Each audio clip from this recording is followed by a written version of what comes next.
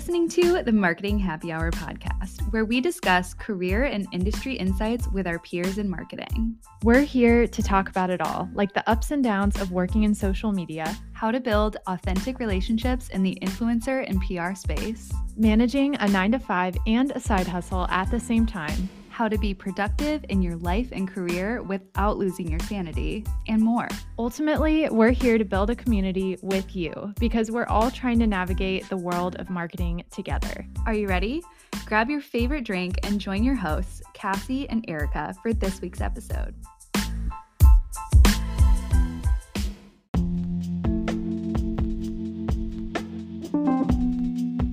Today, we're talking all things investing and saving money with Tori Dunlap of Her First 100K. Tori hosts the #1 money podcast. She's the author of the book Financial Feminist, and she overall loves helping women get rich. In our careers, we're making money, but the question is, what do we do with that money? And how should we be investing into our future to build wealth? And what common money myths can we throw out the window? Tori answers all of these questions and more in this week's episode. It's time to get into it. Grab a drink and let's dive in. Hi, Tori. How are you doing? I'm doing so well. Thanks for having me. Thank you so much for joining us. I've been following you on social media over the years, and I've just always admired all the wealth of knowledge that you have surrounding, financial wellness and just being an advocate for people, women especially, that are just looking to, gain that financial knowledge that we might not learn in school. So we're excited to dive into all of that with you today. But before we get started, I do have an important question that we ask all of our guests, and that is, what is in your glass this afternoon? Yeah, I am just sticking to water today. I'm a little plain Jane girly today. Yeah, I'm trying to drink less in general, which is like, I have a bunch of friends who are like sober curious or who just accidentally fell into sobriety. So, I love a good glass of wine. Whiskey's also my big thing and love a good whiskey. Ooh. But just in general, I'm drinking a lot less. So we're sticking to water, especially since we're recording this at 12:06 p.m. my time. So yeah, I feel like if I was breaking out the whiskey this early, especially at work, we might have a bigger problem. So we're drinking water today. Yeah. Absolutely. No, I love that. And I feel like a lot of people are in that boat right now, just generally trying to drink less or drink a little bit less, these days. So we have some friends out in California. They own the New Bar. It's a great non-alcoholic resource out there. So I always love encouraging people to check them out, if you're trying to embark on that journey. But I actually also only have water, but at least it's in a fun glass. So I feel like that makes up for it. Totally. Cassie, and what that's about my you? favorite. Yeah, that's my favorite little mocktail hack is like make the glass fun and then it doesn't it feels great. Exactly. Yeah. Yes. Exactly. Yeah. No, I have water too, guys. Super simple, but it's good. We got to stay hydrated. That was one of my goals for 2024 was to drink more water because I really fell off of that for quite a bit. So, so far going strong on the goals, which is great. We love that. Here's to that. Yes. Well, Tori, as Erica said, super excited to just get to know you, your brand on a deeper level, just outside of being a consumer of your content for so long. But before we dive into that, do you mind sharing a little bit about your background and why you started Her First 100K? Yeah, sure. So I graduated college in 2016 with degrees in organizational communication, which is like marketing with less math, and theater. Theater was my other degree. And my goal was to be a marketer and to progress up the ranks and to, be VP of marketing somewhere by 30 years old and, got my first job and was, I live in Seattle. It was in Seattle and was like, okay, I'm going to stomp the pavement and, have my little cute briefcase and wear a pencil skirt. And that's how I knew it was a fantasy is like, I've never run a pencil skirt a goddamn day in my life. And also like, who carries briefcases anymore, especially for like a marketing job.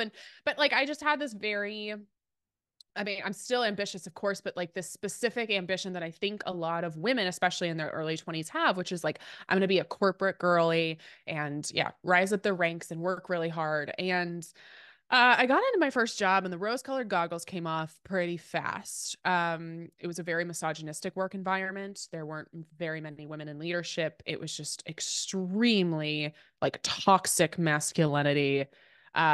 And I graduated college in 2016, like I said, and of course, not soon after I graduate in May, Donald Trump gets elected president. So I'm coming into adulthood and into womanhood in a very different country than I think a lot of us expected. And I'm also trying to figure out like, not only what do I want to do with my life, but like what kind of person do I want to be? As like dramatic as that sounds. And the election of Donald Trump in 2016 was the thing that really radicalized me. And I'm 22 and, figuring out what I want to do and who I want to be.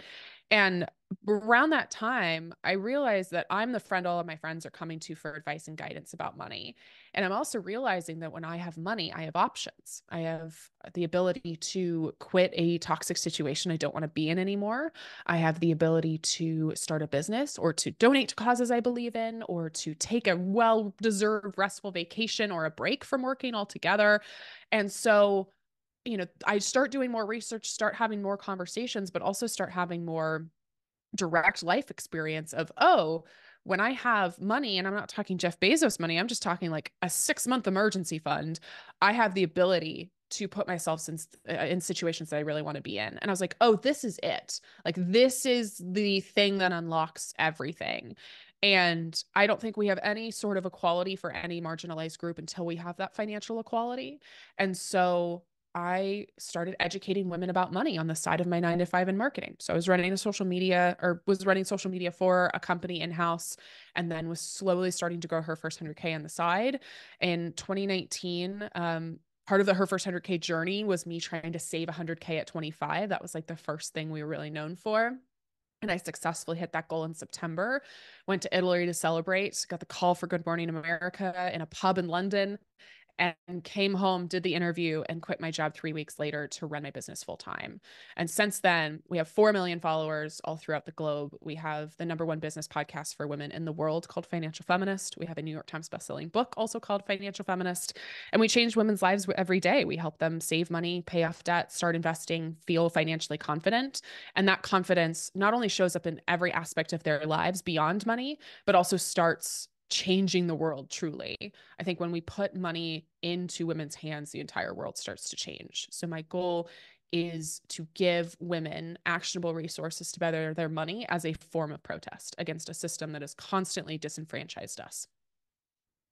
That is amazing. And we know, as young professionals trying to navigate that financial world on our own for the first time, there's all of these voices out there, whether it's inheriting advice from our parents who might not even have the financial knowledge that they should, or it's outdated, or just, from all of the cliche things out there, that have become so cringy, save your money on avocado toast or whatever it is, and you can afford a house. And, that's not necessarily at all the world that we're living in. So most of our listeners, are millennial and Gen Z corporate employees, even college students too. And I'm just curious to hear from your perspective, what are some basic steps that you would recommend young professionals take, now to set them up for financial success throughout their career?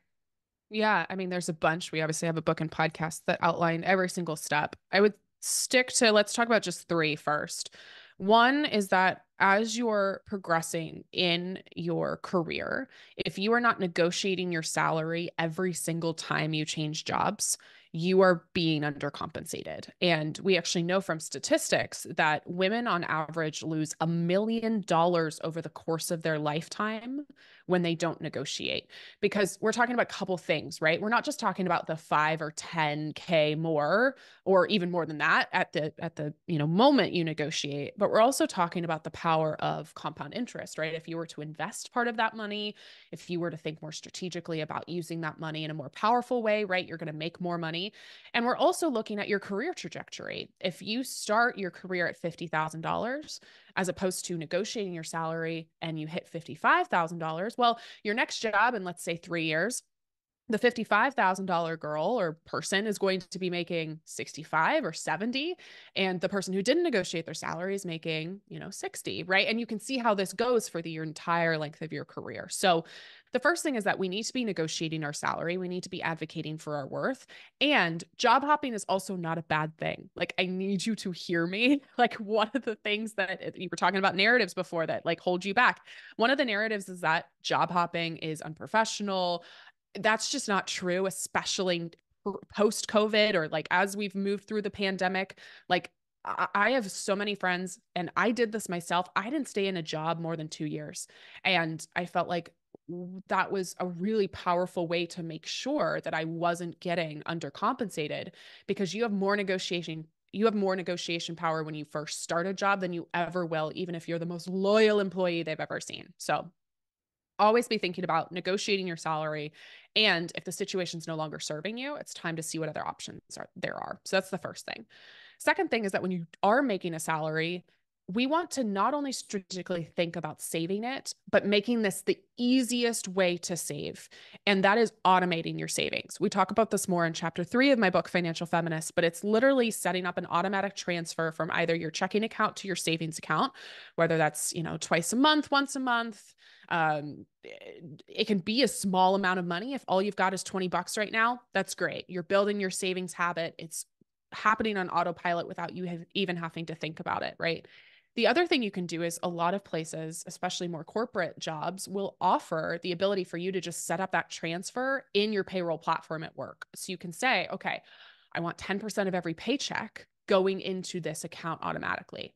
It's what we call in the industry paying yourself first. It's like you're another bill, right? And you're setting aside that money. You're doing the hard shit first rather than looking at the end of the month to start saving when you don't have any money left over. So that's the second thing, is automate your savings and think strategically about, even if it's just $20 or 2% or whatever you can do right now, you're building that savings habit. And finally, you knew this was coming. If you're in your 20s, you are so far from retirement, or at least it seems that way, right? And you're like 65, that is so far away. Why do I need to save right now? And also, we know from statistics that a lot of millennials, younger millennials and Gen Z are not saving for retirement because they're like, there's not even going to be a world left. Like either like there's going to be a world war or a nuclear bomb, or like, and this is very like terrifying, or like just climate change. Like there's not going to be a world left for me. And I always joke and say, well, on the off chance there is, wouldn't you like to have security? And if we do have a zombie apocalypse, I promise you that having a little bit of money is not going to hurt you in that zombie apocalypse. So your retirement, I know that seems so far away, but again, in my book and in my podcast, I talk about picturing 65-year-old you. Like Nana Tori is going to be drinking Sauvignon Blanc with lunch. She's going to be living in Italy with a bunch of rescue dogs. She's going to be flirting with her much younger Pilates instructor named Luca.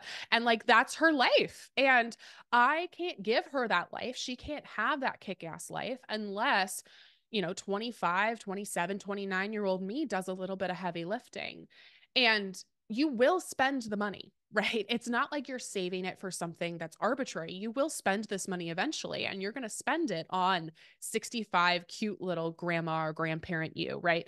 So I think thinking strategically about retirement, it's not even about the amount of money, it's about giving yourself as much time as possible.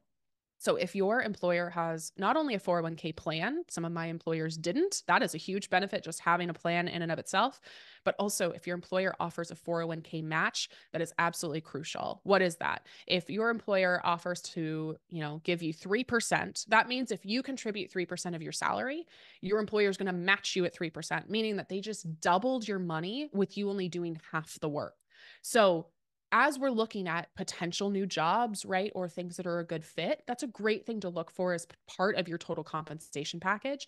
And if you're not sure if you have a 401k match, ask your benefits person, your HR person, your boss, be like, hey, do we have a 401k plan? And if so, do we have a match? And start contributing to it. And again, typically, if you work a corporate job, they'll allow you to take some money out of your paycheck before you even see it, which is again, back to my second thing, which is automating your savings. So it's never too early to start saving for retirement, in the same way that it's never too late to start saving, but we can't get time back. So even if it's just a small amount of money, it will grow into a large amount of money if you give it as much time as possible. Oh, so good. And I think those are some basic things that we might not even ever learn. So I'm so glad that we're having you on the show today to kind of speak to that. Once we do have that money coming in, say we've negotiated well and we are starting to save for retirement and things like that, what are some basic budget categories to keep in mind, once that money comes our way? Yeah, I am about to like quote Mean Girls where it's like, I'm not just your regular old mom, like I'm a cool mom. Like I am not the financial expert who's going to tell you, to your point earlier, that like, avocado toast is the reason you can't buy a house. It's like, no, that's stagnating minimum wages and $1 trillion student debt crisis and rising house costs in almost every single major city. Like that has nothing to do with whether you want it badly enough or whether you've not ever had any fun.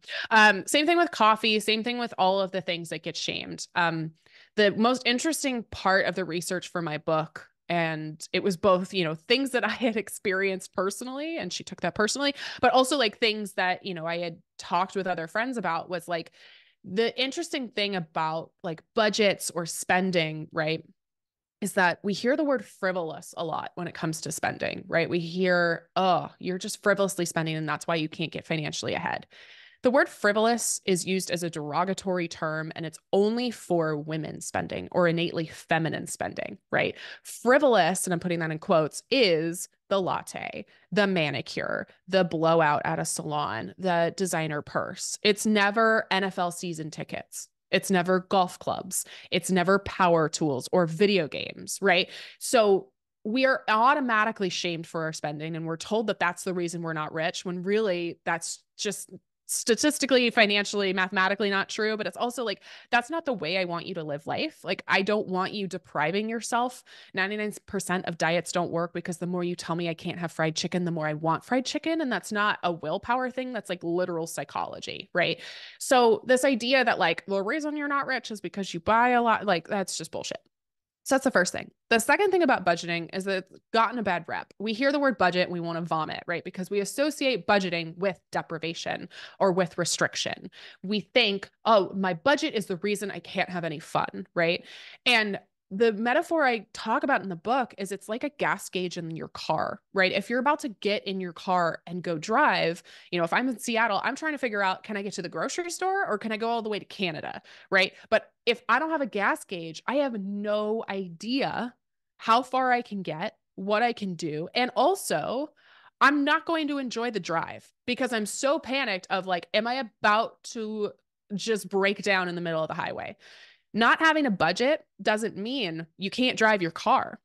Having a budget doesn't mean that you can't travel or have nice things or go out to eat with friends. Instead, I want you enjoying that and understanding that, one, I'm doing this without feeling guilty because I've planned for it. And two, I'm doing this without feeling guilty because I've also saved. I've also put aside money, right? That automatic transfer to make sure that I'm taking care of myself. I always say that nothing tastes worse than a pina colada on the beach with a side of guilt, either knowing that you can't afford it because you've got a credit card bill waiting for you at home that you can't afford, or because you sacrificed future you and you didn't save at all and you just spent all of your money, right? So when it comes to budgeting, it's not this, restrictive deprivation thing. It's more like, okay, we have a plan, so we know how much we can save, right? It's like your permission slip for you to spend money on the things that you love while also knowing that you're taking care of yourself too. Absolutely. Well, I want to talk to you about, after those basic expenses, the non-negotiable budget categories, 401k contributions, for example. What are some other steps we should be taking to make the most of our money coming in or our income? Yeah, I talk about this more in the book, but I came up with this idea of a 3 bucket budget because frankly, I didn't want to track every penny. I had Timothy Chalamet YouTube compilations to watch. Like I didn't want to do that and it was not fun. So bucket number 1 is your expenses, your necessary expenses, right? Everything you need to sleep, breathe, eat, move, live, right? Things like your rent or mortgage, daycare for your kids, your health insurance, your groceries, right? Now cut off my left arm before I cancel my Spotify subscription, but that doesn't go in there, right? So that's the first thing. It's just like, what is the bucket of the things that I absolutely need to survive? Second bucket is your goals, right? This is your 401k contributions, working to pay off your student debt faster. Your minimum payments go in the first category, right? In the first bucket. But this is like extra money to get out of debt or to build your emergency fund. And then the final bucket, bucket number 3, is your fun bucket. It's the money that you're setting aside to do the things that you love. And so I don't subscribe to like a specific percentage. I think personal finance is personal. You're going to have a different life, right? You're going to have different goals. we help you again in the book and the podcast determine what those should be in what order. But when it comes to like budgeting, again, you don't have to take it line item by line item if that doesn't work for you. Like I remember in my early 20s sitting down and trying to budget, for the first year or two of my career, my new paychecks. And I wanted to be a spreadsheet girly so badly. And I was not a spreadsheet girly. Like I didn't like it. It didn't make sense to my brain, but instead this bucket system made a lot more sense, which was just like, okay, it doesn't matter like, the specific category. It just matters. Okay, this is the fun bucket. This is how much money I have for this month. And then I will distribute it properly. The other thing too about that method that I think really works for people is that, we're recording this right at the beginning of, February, and it's cold outside. And I am not like, hanging out on a boat and going and drinking cocktails like I do in the summer, on like rooftop bars. I'm staying inside and ordering a lot of takeout and like not leaving my house, right? So like my life is going to shift and change depending on my circumstances and depending on the time of year and depending on whether I'm traveling or not. And so the nice thing about the bucket system is it's like, my friend Paula Pant, who's a fellow finance expert, says you can afford almost anything. You just can't afford everything, right? So it's not deprivation. It's just a trade-off. It's like, yeah, I want to go out to eat with my friends. Cool. I'm not sacrificing not doing that, but it does mean I can't afford this other thing. And it's also flexible based on my life and my goals and what's going on in my life. So, the rooftop bar category, if I was doing that, is not going to be a lot, but it's going to be a lot more in July. So the bucket system just eliminates having to like track every penny in those specific categories. For sure. Well, I want to talk about too HYSAs, right? This is a term that we get thrown around all the time. We hear about it everywhere. I'll let you kind of break it down what that means and what it is. But yeah, could you just kind of share what that term means, how it differs from a typical savings account, and who should be investing in one of those? Yeah. If I could tattoo high yield savings account on my forehead, I feel like I should at this point because we say it so much. But truly, every single person listening, I don't care how much money you do or don't make. I don't care what you do for a living. I don't care your age. Like you need a high yield savings account. There's nobody out there who doesn't need one. So high yield savings account is literally just like an everyday savings account, except it's earning you more in interest. That's it. That's like the one personal finance thing that isn't too good to be true. There's no catches. With some of them, there's no fees. There's no minimums. You can start with like $1, right? And it's not an investing account. It's not like you can't get the money back, or it's not like it's, you're having more risk because you're investing it somewhere. These banks are FDIC insured up to $250,000. It's just like a normal bank account, except rather than like 0.3% interest, which, right, if we're doing math, it's less than 0.5%. We're looking at 4 to 5%, right? And that's a massive difference for your short-term goals. So you need a high yield savings account for an emergency fund, for I'm trying to get married in a few years, for I'm trying to buy a house in a couple of years, for, a kick-ass vacation or starting a business, right? I have, I think like 7 different high yield savings accounts at this point for different goals. So yeah, every single person listening needs one. We have a link on our website at herfirst100k.com/tools for the one we recommend.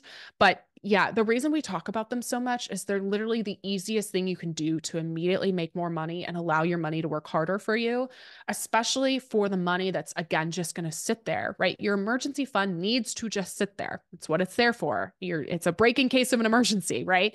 And it may as well be working harder for you if it's there prepped for when you actually need it. So yeah, every single person listening, again, regardless of your age or how much money you have or where you're at in your career, you need one of these accounts, and you're going to make way more in interest than if it was just sitting in a normal savings account. Yeah, can definitely attest to that. It is life-changing. And so highly recommend, even if it's just, a few hundred, a few thousand per year, just to kind of sock that away. I know you mentioned with budgeting, you don't necessarily recommend a certain percent for budgeting, but how about how much you should be putting into an HYSA versus regular savings versus a checking account? Any recommendations or thoughts around that? Yeah. I sound like a broken record, but more in the book. So I'll give you the TLDR. Basically what happens when I was working a typical corporate job, because it's different if you run your own business. But, if I got my paycheck, the majority of it was coming into my checking account. I had set aside, a certain percent. I think the max percent I worked up to, which I was very proud about, was 27% at the max was going to my savings after my take home pay. So if we're using this hypothetical example, let's for easy math call it 30%. So 30% I didn't even see. It went into my high yield savings account to start building my emergency fund, right? And I would take part of that money after I had hit that emergency fund and invest it in something like a Roth IRA. So yeah, more to do or more content about like what to do in what order, depending on your situation, that's in the book. So most of the money came into the checking account. At that point, I had kind of already taken care of what I call bucket number 2, right? Which is the goals bucket. It had already happened. If I had already set aside money every single paycheck, then cool, the hard part was over. So I knew once the money hit my checking account, well, that money in there was for my expenses. So then my rent would get taken out, my groceries, whatever, right? My necessary expenses. And then any money left over was fun money. And that was a budget. It didn't have to be more complicated than that. And so in terms of like, your ideal percentage, again, truly it depends on the person, but I will say that I want you to view it as like a fun challenge, not as this like depressing, scary thing. Like for me, every couple months it was, let me see if I can increase it 1% and see how that feels. So 27% didn't happen overnight. That was, right before I became a full-time entrepreneur. I think I started my career at like 5%, right? And then I built up over time to, as I was making more money and as I was being more strategic with my money. So view it like a game, right? Can I increase my 401k contributions by 1%? Can I increase my savings contributions by 2% and see how that feels? And so that way it feels both more fun and it also, you're taking it in bite-sized chunks. I see this especially with women is like, we feel like we either have to do it perfectly or we don't do it at all. And like, that's a really, really damaging view of life in general, right? Like learning a new skill, which by the way, money is a new skill, right? We're either like, okay, I have to do this perfectly, or I'm just never going to attempt it. And that's so damaging, right? I'm either going to go for this promotion and know I'm 100% qualified, or I'm not going to go for it at all. I'm going to go hit on this guy that I think's really cute at the bar but he's not going to say yes, maybe 100% of the time. So I can't go up and ask, right? Like that kind of thinking holds us back in so many aspects of our lives. And I see it especially with money, which is like, okay, well, if I don't know everything I need to know about investing, I'm just not going to do it. Or if I can't, go full throttle immediately in terms of saving or budgeting, then I'm a failure. And it's like, no, like we're looking for progress over perfection here. So yeah, when it comes to like what percentage are we saving, it depends on where you're at in your financial life. But I will say the number to find is the number that feels what I call like sticky, meaning that you're not out here buying everything you want for fun, but you're not depriving yourself either. So for me, like food is a really important part of my life. I love going out to restaurants. And so I might say, you know what? 3 times a week is too much. 1 is too little or 0 is too little. So I'm going to set on 2 because that's like my sticky number, right? It's like, no, I can't have everything I want all the time. A little kid in Target who's like, Mom, can I have this and this and this and this, right? I don't say yes to myself 100% of the time, but I don't deprive myself of the things that I actually want. So you're looking for the number that feels sticky. Oh, that's so good. And I'm curious too, just beyond saving for retirement, beyond, those budget categories and things like that, how else can we be, future thinking with our money? If we have big goals, a lot of our listeners have, dreams that they want to accomplish and things like this that might not be just, vacations or these big things that they want to do with their personal lives, but even on the business side of wanting to, I don't know, for example, I'd like to open a coffee shop one day. How can we best kind of achieve these goals or put our money to work to help us achieve these goals in the future? Yeah, that's a great question. Yeah, the automated savings strategy here works for any goal you have, whether that is saving for a longer term goal like retirement and setting up, that automatic transfer to go to your retirement accounts, or going to a high yield savings account for something more short term. I remember even as a kid, I really wanted to buy, I went to the Gibson factory, and I think it was in Memphis, Gibson guitars. Like, I loved the look of this one guitar, and I literally opened a savings account. And fun fact, you can name savings accounts typically. So I remember even as a kid, I had, my savings account that was just, I don't know, maybe had $20 in it, right? And then I had my Gibson savings account, and that's where I was putting money every month. And so that's a nice way of like getting your brain on board with the goal. My entire first chapter in my book is about the emotions of money, because we have to talk about what's going on in our brains and bodies. What sort of narratives are we believing? Because yes, I'm going to teach you how to pay off debt. Yes, I'm going to teach you how to boost your credit score and budget and what a Roth IRA is, but we can't talk about all of that until you start to understand your own psychology, right? And if there is something you really want, whether that's, opening up a coffee shop, getting a dream guitar, retiring early, right? Being able to get your brain on board for why this goal matters is going to be really important. So as cheesy as manifesting is, like, that's a perfect time, right? I was even doing it before, right? Of 65-year-old me envisioning what she looks like and what her needs are and how I can take care of her. That's going to give me emotional and psychological buy-in in a way that is not if I'm just like, oh, I'm just saving money for retirement, right? That's a very, very different sort of visualization. And for you, I love that it's not just like, oh yeah, maybe I want to start a business someday, but I want to have a coffee shop. And I've had similar fantasies where it's comfy armchairs and books, and like, that's very much my vibe as well. So I get that. And so that visualization and like naming your savings accounts after the goal you have so that you're less likely to take money out. Again, getting really, really clear on what it is you want. Like, my friend and fellow finance expert, he has a book called I Will Teach You to Be Rich from Meet Satie. He's a great person to listen to as well. And one of the things he talks about is, I interviewed him for my book, and he said, the amount of people who come to me and I go, what do you want your life to look like? And they tell me everything they don't want their life to look like, right? Like, I don't want to have a 9 to 5, and I don't want to work for somebody else. And I want to, I don't want to do this and this and this and this. And he's like, yeah, but what do you actually want? And none of them can tell him what they actually want. So get clear on what it is you want, right? Is it, I want to be a business owner someday? And maybe make it even more specific than that. I want to be a business owner. For me, it was, I want to be a full-time business owner by the time I'm 30. And I did it 5 years early because that's just how it worked out. But like, right, I want not only to be a business owner, I want to own this cute little coffee shop, and this place at this time. So I think that that's really helpful in terms of, again, contextualizing like what it is you actually want, because money at the end of the day is a tool. Money is a tool to build a life that you love. And we can either view money as the reason we can't do something, or we can view money as the reason we can. And so again, getting your brain on board, naming your savings accounts, like visualizing what this looks like, and also figuring out what do you truly want can be really helpful. And the last example I'll give is, I think we're also often told what we should want, again, especially as women. But I think with personal finance, we were talking about these narratives before of like the things you should or shouldn't do. And one of them that I hear all too much is like, well, you're not really a legitimate adult unless you own property, right? Like, I hear this all the time. It's like, you haven't financially made it unless you buy a house. Let's just talk about how expensive homes are first. Like, it feels almost impossible to buy a safe home in a good neighborhood at any major city right now.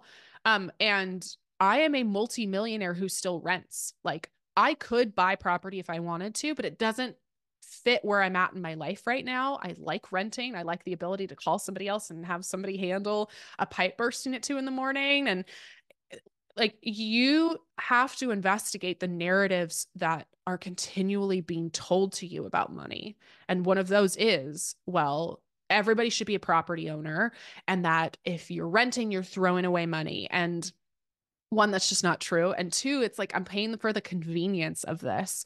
So that's the other thing when you are trying to figure out what you want. Like, you have to actually ask yourself, is this something I want, or is it just something that somebody told me, or that my uncle mentioned once, or that I read an article about? Like, if this is not something you actually want, then great. That's okay. That's fine. Yeah, I think that that's one good thing to acknowledge is like so many of the things we think we want are actually just what our parents want, or actually what, somebody told us once, or something that'll make our boss happy. And it's just like, no, like, what do you actually want? What do you want your life to look like? And how do you use money as a tool to get there?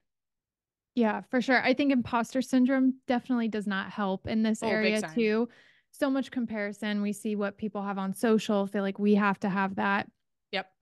But while we're on the topic of mental health or just mental perspective there, I want to ask this question because I feel like as women, especially, we run into this barrier of confidence and what we feel like we are able to achieve. So you Yeah. mentioned earlier in the episode, asking for a higher number for your salary or stepping up and having the belief that one day I will buy a house. Yeah. One day I'm capable of saving X amount of dollars.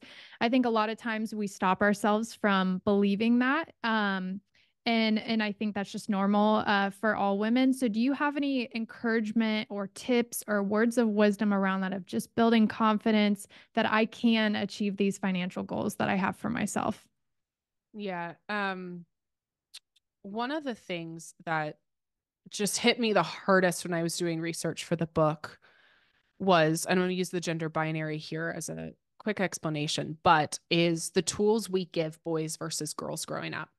And we think like, oh, confidence is me not doing enough, right? And I'm not confident because of me, but really we've been ingrained to doubt ourselves, to again expect perfection from a very early age. So let's talk about stereotypically the toys we give boys versus girls. Boys are given Legos, right? They're given trucks, they're given things to build. And they're told that their value to society is their own ingenuity, right? Is their own critical thinking, is their own, true like entrepreneurship, even at a young age. Is it's like, okay, yep, build it. Not only build it with your own two hands and it's going to be lovely, but then knock it down and build it again, right? And again and again. So boys are taught resilience. They're also taught, right, that again, their value is in their own thinking and their own production. What are girls stereotypically given? Dolls, easy bake ovens, bridal veils, right? And we love Barbie. This is not me trying to cancel Barbie, but it is a reminder that like we give a 2-year-old girl another child to take care of. Like that's crazy. That's bananas. And we tell her your value, even as a 2, 3, 4, 5-year-old girl, is in how much of yourself you're giving to others, right? How altruistic are you? How much value are you providing as a caregiver or as a mother or as a partner, right? And I love that I have altruism built into my DNA. Like, I love that as women. I think that's beautiful. But boys are also not taught that, right? It would be different if, boys were also taught the same level of altruism.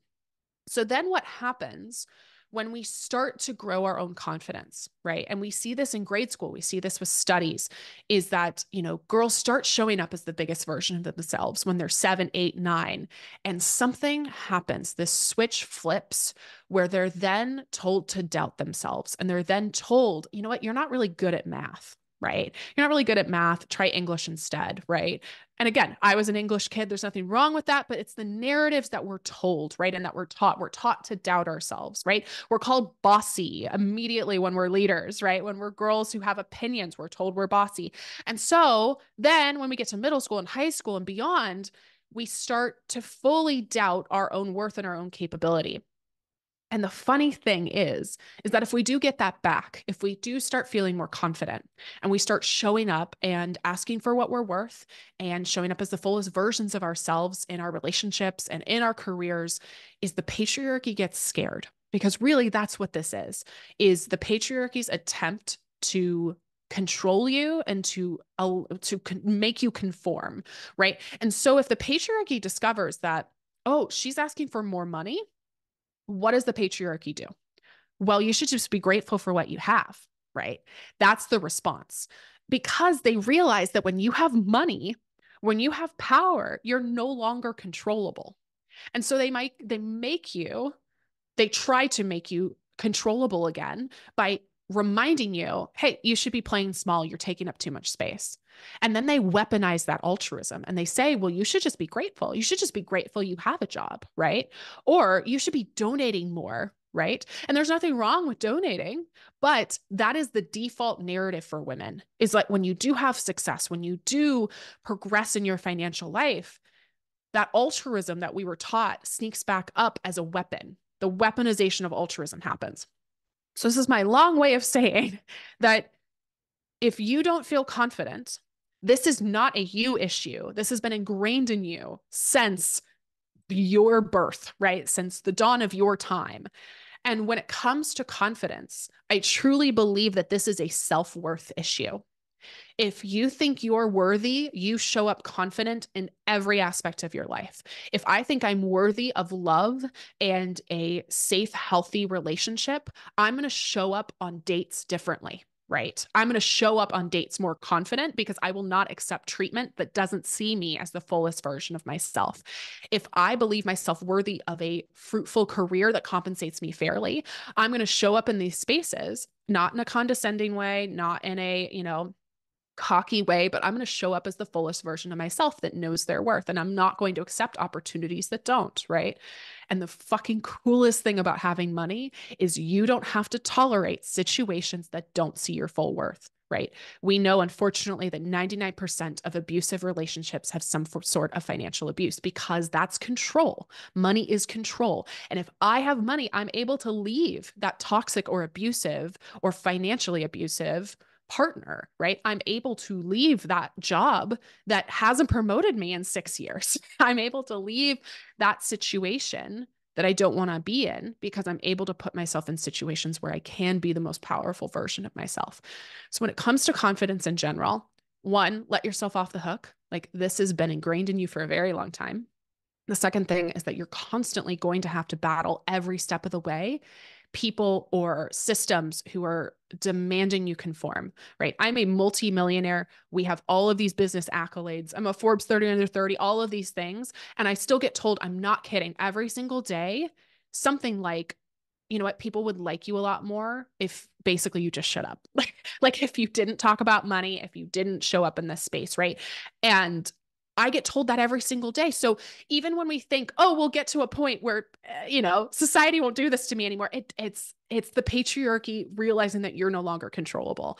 And like, that's the feeling I want for you, is I want you as a fucking uncontrollable person. And by the way, if you are a person who's listening who identifies as male, patriarchy hurts you just as much as it does other genders.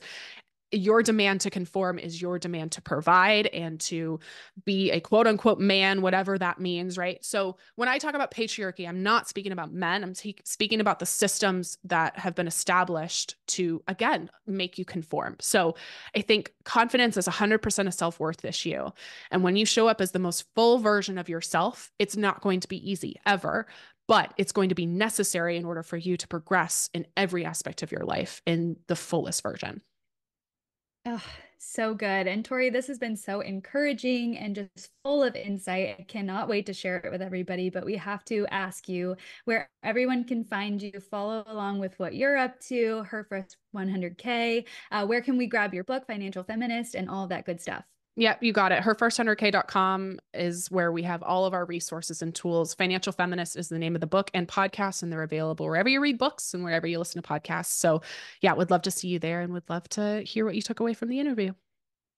Fantastic. We'll link everything out in the show notes. And again, just thank you so much for joining us today. Thank you so much for having me.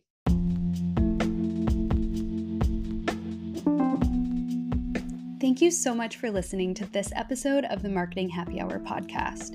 If you enjoyed this episode, please remember to subscribe, rate, and leave a review on your favorite podcast platform. If you want more of Marketing Happy Hour but don't know where to start, we invite you to download our free Marketing Happy Hour starter kit at marketinghappyhr.com/starter-kit. This interactive magazine-style PDF walks through who we are, includes helpful resources like a marketing term glossary and the printable daily planner sheet that we actually use ourselves, and contains clickable links to our episode recommendations by subject area.